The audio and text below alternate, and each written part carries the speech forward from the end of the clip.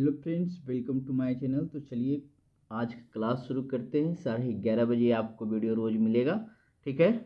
तो आज का टॉपिक है क्योटो प्रोटोकॉल, मॉन्ट्रियल प्रोटोकॉल और एक आपका है पृथ्वी शिखर सम्मेलन। ये तीन टॉपिक आज बात करते हैं। ये तीनों में से कोई ना कोई एक आध क्वेश्चन जरूर पूछ दिया जाता है ना।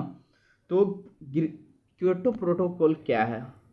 तो ऑब्जेक्टिव में कन्फ्यूजन ये होता है कि क्योटो प्रोटोकॉल मेनली पूछा जाता है किससे संबंधित है, तो ग्रीन हाउस गैस उत्सर्जन से संबंधित है, ये याद रखना है, ठीक है। पहला ऑब्जेक्टिव ये बनेगा।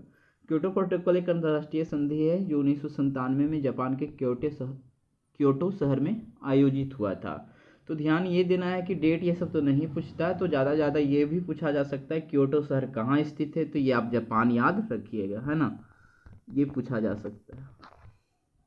डेट याद रहे तो अच्छी बात है, कब क्या पूछा जाएगा कोई ठीक नहीं है। यह प्रोटोकॉल 1992 की जलवायु परिवर्तन पर संयुक्त राष्ट्र फ्रेमवर्क कॉन्वेंशन का ही विस्तारित रूप है।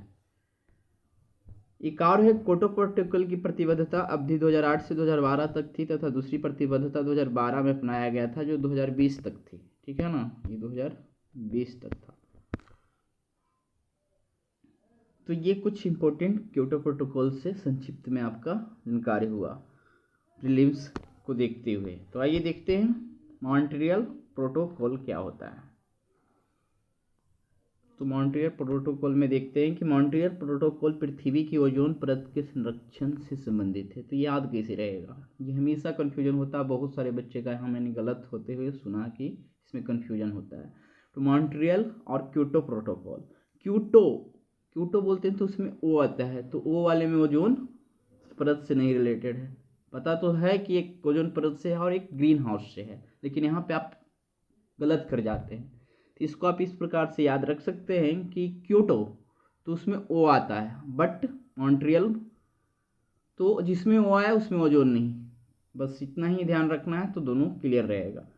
यह वियना संधि का एक प्रोटोकॉल है जिसका उद्देश्य ओजोन परत का क्षरण करने वाले पदार्थ जैसे कि क्लोरोफ्लोरोकार्बन का प्रयोग पर प्रतिबंध लगाने से है। ओजोन परत संरक्षण दिवस 16 सितंबर को मनाया जाता है। मॉन्ट्रियल प्रोटोकॉल जिस पर 16 सितंबर 1987 ईस्वी को हस्ताक्षर किया गया, 1 जनवरी 1989 ईस्वी से मॉन्ट्रियल प्रोटोकॉल को लागू किया गया है। इसका उद्देश्य ओजोन परत को क्षति पहुंचाने वाले गैसों पर चरणबद्ध रूप से प्रतिबंध लगाना है। तो ध्यान देना है, ओजोन से 16 सितंबर को ये संधि हुआ था ओजोन से रिलेटेड, इसलिए हर 16 सितंबर को क्या है, ओजोन परत संरक्षण दिवस। तो यहाँ से क्वेश्चन हमेशा ये भी पूछा जाता रहता है। अब है 1 जनवरी 1989 को मॉन्ट्रियल प्रोटोकॉल लागू किया गया था, तो ये डेट ध्यान रहे तो अच्छी बात है, कम ही पूछा जाता है।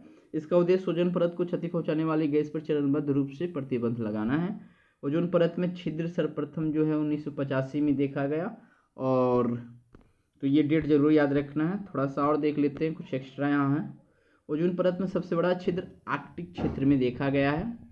करा वर्षा जल का पीएच मान ये सब याद रखिए, 5.6 कम होने पर इसे अम्लीय वर्षा कहते हैं। अम्लीय वर्षा का विवरण सर्वप्रथम जो है रॉबर्ट एंगस स्टीम ने दिया था, ठीक है, स्मिथ ने दिया था। तो ये क्वेश्चन भी बन सकता है ना, साइंस में देखकर आ जाइए। पृथ्वी शिखर सम्मेलन थोड़ा देख लेते हैं, उसके बाद आज का टॉपिक पे विराम, फिर कल मिलेंगे।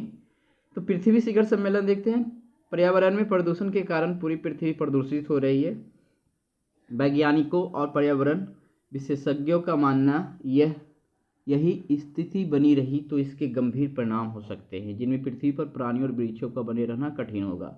इस प्रकार से भविष्य में मानव सभ्यता का जीवन ही खतरे में पड़ रहा है। इसको मद्देनजर रखते हुए सन 1992 में ब्राजील के रियो डी जेनेरियो में विश्व के 172, ठीक है, तो कई किताबों में ये जो है ना 178 देश मिलकर पृथ्वी सम्मेलन किया था। पृथ्वी सम्मेलन से रिलेटेड क्वेश्चन क्या क्या है ये तो ध्यान में रखना है, डेट पूछ दिया जाता है। पृथ्वी शिखर सम्मेलन कब हुआ था? 1992 में ब्राजील के रियो डी जेनेरियो में। इसको रियो सम्मेलन के नाम से भी जानते हैं, ध्यान रखना है, कहीं पर लिखा होगा इसमें, ठीक है ना।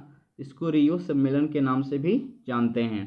तो ये 1992 में हुआ था, ये डेट को आपको ध्यान में रखना है। करा हाल ही में सन 2021 में नई दिल्ली में ये आयोजित हुआ था, ठीक है। पहला जो पृथ्वी शिखर सम्मेलन 1992 में ब्राजील के रियो डी जेनेरियो में हुआ था, इसमें 172 देश, नहीं तो कहीं कहीं किताब में 178 दिया हुआ रहता है, ठीक है। करा इसके पश्चात सन 2002 में दक्षिण अफ्रीका के शहर जोहान्सबर्ग में पृथ्वी सम्मेलन का आयोजन करके संसार के सभी राष्ट्रों के पर्यावरण पर ध्यान आकर्षित करने के लिए जोर दिया था।